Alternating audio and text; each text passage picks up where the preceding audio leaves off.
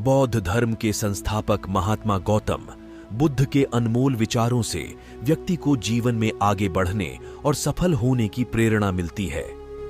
यही कारण है कि भारत समेत दुनिया भर में बौद्ध धर्म को मानने वाले हैं। गौतम बुद्ध से जुड़ी ऐसी कई कहानियां हैं जिससे जीवन में सफलता ने नए और सटीक मार्ग प्रशस्त होते हैं। सफलता शब्द हर किसी को लुभाती है और हर कोई सफलता को प्राप्त करना चाहता है, लेकिन सफलता हर किसी को नहीं मिल पाती। लेकिन आपने सोचा है कि आखिर इसका कारण क्या है? इसका जवाब आपको गौतम बुद्ध के जीवन से जुड़ी इस कहानी से मिलेगा। इस कहानी के माध्यम से आप यह जान पाएंगे कि सफलता के लिए किए जाने वाले प्रयासों में हमसे कहां चूक हो जाती है, जिस कारण असफलता का सामना करना पड़ता है। सफलता से जुड़ी गौतम बुद्ध की कहानी। एक बार गौतम बुद्ध अपने भिक्षुओं के साथ एक गांव से गुजर रहे थे। उस गांव में पानी की व्यवस्था न होने के कारण लोग परेशान थे। गांव के लोगों को पानी लाने के लिए बहुत दूर जाना पड़ता था। गांव के निकट बहुत बड़ा मैदान था जिसमें छोटे छोटे बहुत सारे गड्ढे खुदे हुए थे। एक भिक्षु ने अपनी जिज्ञासा को शांत करने के लिए गौतम बुद्ध से पूछा कि गांव के इस मैदान में जो इतने सारे गड्ढे खुदे हुए हैं, आखिर उनका क्या उपयोग है? बुद्ध ने मुस्कुराते हुए अपने भिक्षु को जवाब देते हुए कहा कि प्रिय भिक्षु, इस गांव में पानी की समस्या है, इसीलिए गांव वालों ने पानी की खोज में ये छोटे छोटे गड्ढे खोदे हैं। इतना सुनते ही भिक्षु उन गड्ढों में पानी ढूंढने लगता है, लेकिन उसे पानी की बूंद भी नहीं मिलती। फिर वह गौतम बुद्ध से कहता है कि इन गड्ढों में तो पानी ही नहीं है। गौतम बुद्ध कहते हैं, तुम्हें वहां लोगों की भीड़ दिख रही है? वे सभी लोग गांव से दूर एक नदी की ओर पानी लाने के लिए जा रहे हैं। इस पर भिक्षु पूछता है कि क्या इस गांव की जमीन में बिल्कुल भी पानी नहीं है? गौतम बुद्ध कहते हैं, पानी तो है, लेकिन गांव में ऐसा कोई नहीं है जो पानी को ढूंढ सके। भिक्षु को बुद्ध की बात समझ नहीं आती। तब गौतम बुद्ध कहते हैं, गांव के लोगों ने पानी की खोज में ही मैदान में इतने सारे गड्ढे तो कर दिए हैं, लेकिन इसके बावजूद उन्हें पानी प्राप्त नहीं हुआ। तुम जानते हो ऐसा क्यों? इसका कारण यह है कि समस्या के समाधान के लिए सही जगह परिश्रम नहीं की गई है।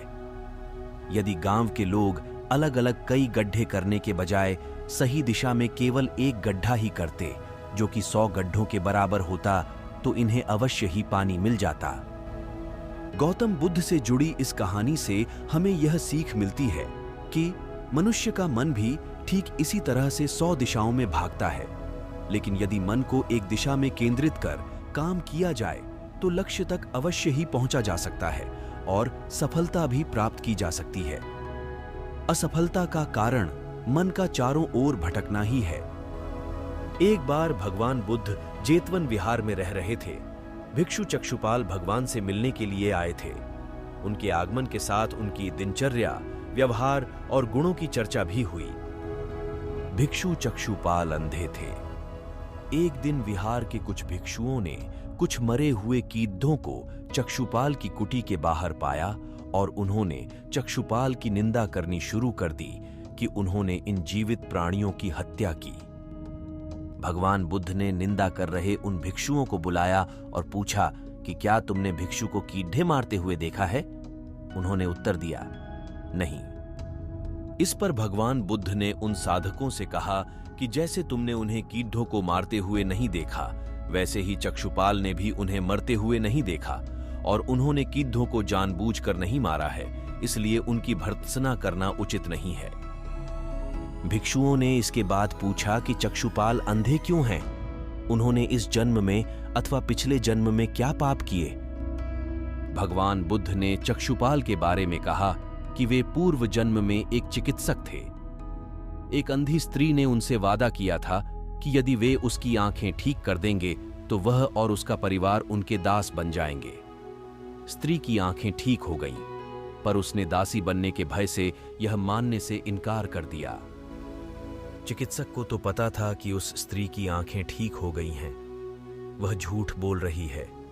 उसे सबक सिखाने के लिए या बदला लेने के लिए चक्षुपाल ने दूसरी दवा दी। उस दवा से महिला फिर अंधी हो गई। वह कितना ही रोई पीटी, लेकिन चक्षुपाल जरा भी नहीं पसीजा। इस पाप के फलस्वरूप अगले जन्म में चिकित्सक को अंधा बनना पड़ा। एक बार भगवान बुद्ध भिक्षा के लिए एक किसान के यहां पहुंचे। तथागत को भिक्षा के लिए आया देखकर किसान उपेक्षा से बोला, श्रमण, मैं हल जोतता हूं और तब खाता हूं। तुम्हें भी हल जोतना और बीज बोना चाहिए और तब खाना खाना चाहिए। बुद्ध ने कहा, महाराज, मैं भी खेती ही करता हूं। इस पर किसान को जिज्ञासा हुई और वह बोला, मैं न तो तुम्हारे पास हल देखता हूं, ना बैल और ना ही खेती का स्थल। तब आप कैसे कहते हैं कि आप भी खेती ही करते हो? आप कृपया अपनी खेती के संबंध में समझाइए।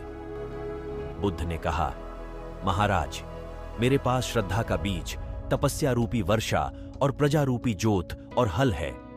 पाप भीरुता का दंड है, विचार रूपी रस्सी है, स्मृति और जागरूकता रूपी हल की फाल और पेनी है।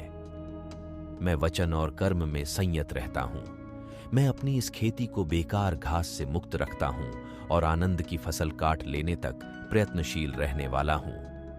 अप्रमाद मेरा बैल है, जो बाधाएं देखकर भी पीछे मुंह नहीं मोड़ता है।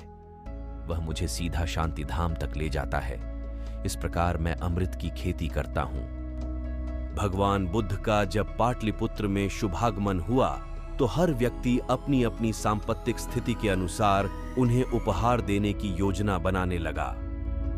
राजा बिंबिसार ने भी कीमती हीरे, मोती और रत्न उन्हें पेश किए। बुद्ध देव ने सबको एक हाथ से सहर्ष स्वीकार किया। इसके बाद मंत्रियों, सेठों, साहूकारों ने अपने अपने उपहार उन्हें अर्पित किए और बुद्ध देव ने उन सबको एक हाथ से स्वीकार कर लिया।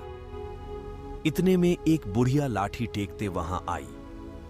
बुद्ध देव को प्रणाम कर वह बोली, भगवान, जिस समय आपके आने का समाचार मुझे मिला उस समय मैं यह अनार खा रही थी।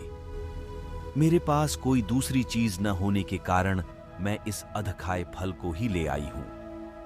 यदि आप मेरी इस तुच्छ भेंट स्वीकार करें तो मैं अहोभाग्य समझूंगी। भगवान बुद्ध ने दोनों हाथ सामने कर वह फल ग्रहण किया।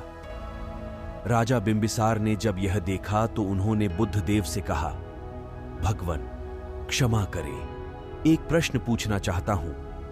हम सब ने आपको कीमती और बड़े बड़े उपहार दिए जिन्हें आपने एक हाथ से ग्रहण किया, लेकिन इस बुढ़िया द्वारा दिए गए छोटे एवं झूठे फल को आपने दोनों हाथों से ग्रहण किया, ऐसा क्यों? यह सुन बुद्ध देव मुस्कुराए और बोले, राजन, आप सबने अवश्य बहुमूल्य उपहार दिए हैं, किंतु यह सब आपकी संपत्ति का 10वां हिस्सा भी नहीं है। आपने यह दान दीनों और गरीबों की भलाई के लिए नहीं किया है, इसलिए आपका यह दान सात्विक दान की श्रेणी में नहीं आ सकता। इसके विपरीत इस बुढ़िया ने अपने मुंह का कौर ही मुझे दे डाला है। भले ही यह बुढ़िया निर्धन है, लेकिन इसे संपत्ति की कोई लालसा नहीं है। यही कारण है कि इसका दान मैंने खुले हृदय से दोनों हाथों से स्वीकार किया है। यहां पर आपको मोटिवेशन से भरपूर कहानियों का संग्रह मिलेगा जो आपको जीवन में आगे बढ़ने का हौसला देगा। इसके अलावा यहां पर आपको अन्य कई प्रकार की कहानियों का मिश्रण भी मिलेगा। मोटिवेशनल ज्ञान ज्योति YouTube चैनल की तरफ से आपका धन्यवाद। धन्यवाद दोस्तों, आपका समय देने के लिए। कृपया हमारे चैनल को सब्सक्राइब करें, लाइक करें और बेल आइकॉन को दबाना न भूलें ताकि आप हमारे नए वीडियो से अपडेट रह सकें। अगर आपके पास कोई सवाल या सुझाव है तो कृपया कमेंट बॉक्स में लिखें। फिर मिलेंगे अगले वीडियो में। तब तक के लिए धन्यवाद दोस्तों।